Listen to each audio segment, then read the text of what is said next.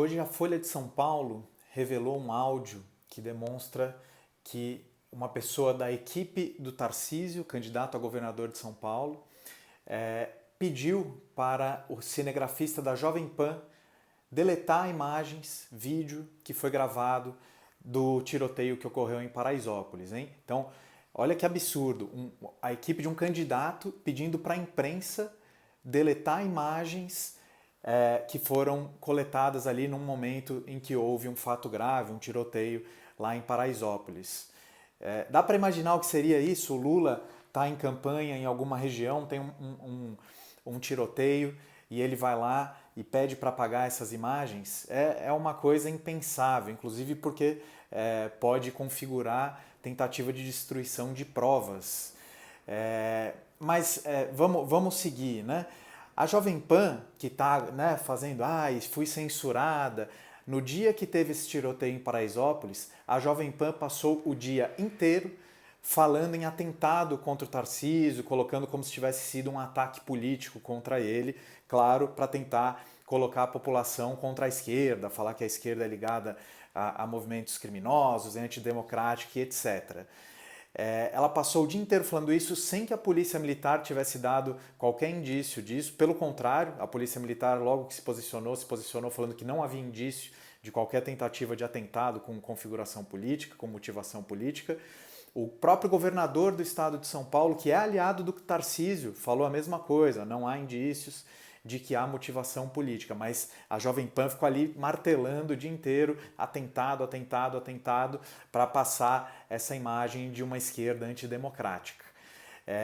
Alguns dias depois, a Jovem Pan, por veicular esse tipo de absurdo, de covardia, de mentiras, ela não foi por esse caso específico, foi por outras mentiras que a Jovem Pan veiculou, por ter uma postura que nitidamente, qualquer pessoa que ouve a Jovem Pan sabe disso, tenta influenciar os ouvintes para um lado, e por ser uma concessão pública ela não pode fazer isso, ela não pode influenciar as pessoas a atacarem um lado e defenderem o outro, né? Precisa ter uma imparcialidade na cobertura jornalística quando a gente está falando de uma concessão pública, como é o caso da Jovem Pan.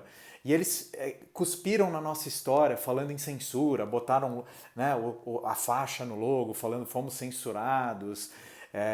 Teve uma pessoa que foi lá e leu uma receita de bolo para emular o que de fato ocorria de censura na ditadura, mas é um desrespeito com a nossa história, porque na ditadura militar, quando algum jornalista ia contra os interesses do governo militar, ele não ia colocar faixinha no logo do seu veículo falando fui censurado.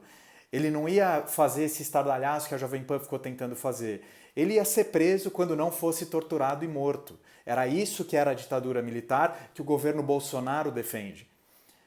Era isso que era a ditadura militar que a Jovem Pan faz esse papelão de tentar emular em tempos em que a democracia está sim em risco, mas não por causa da esquerda, mas por causa de um governo que já dominou o Congresso pelo orçamento secreto e que está tentando dominar o judiciário, que não pode ser reeleito de forma alguma, porque se ele for reeleito, eles já falaram que querem dominar o judiciário, querem ampliar, inclusive, o número de ministros do STF para poderem indicar pessoas que eles falam abertamente, não, esses são os meus ministros.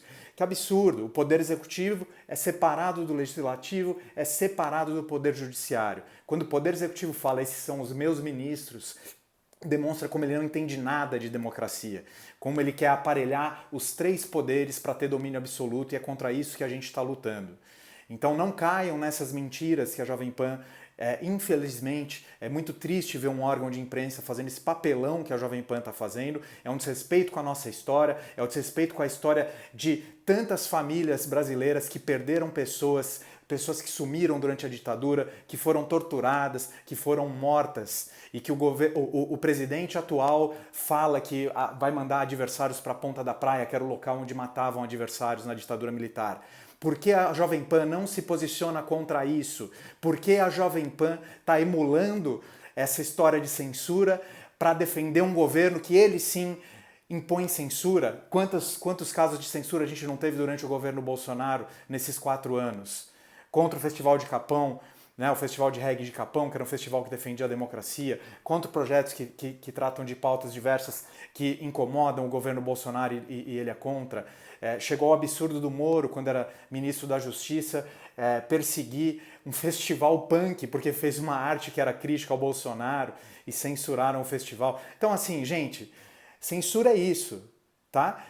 O que a Jovem Pan sofreu não é censura, está dentro da nossa previsão legal, na nossa legislação eleitoral. Eles não podem fazer o que eles estão fazendo e por fazerem continuamente, por espalharem mentiras, sabidamente mentiras, por fazer esse papelão de ficarem martelando que o Tarcísio sofreu um atentado, é por esse tipo de comportamento inaceitável que a Jovem Pan sofreu uma questão legal, recebeu uma decisão judicial e quem falou que ela não podia usar tal e tal palavra não foi o TSE, não foi nenhum ministro.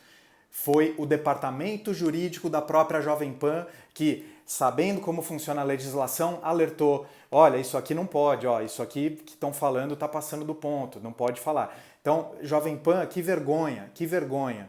Gente, a gente precisa se opor a tudo isso. Vamos, domingo, a gente vai ganhar as eleições presidenciais com Lula presidente, a gente vai virar aqui em São Paulo para eleger o Haddad presidente, porque a gente não pode aceitar esse tipo de situação que a gente está vivenciando. Pela democracia, por mais amor, chega de ódio, chega de tanta mentira. Lula 13, Haddad 13 aqui em São Paulo e se no seu estado, se tem algum bolsonarista concorrendo ao cargo de governador, vote no adversário dele, independentemente do partido que é o adversário, porque a gente não pode premiar o bolsonarismo depois de 4 anos de tanto horror, de tanta morte, de tanto desrespeito à vida da população brasileira, depois de tanto ódio espalhado, a gente não pode premiar o bolsonarismo com uma vitória eleitoral para a presidência ou mais vitórias eleitorais nos estados.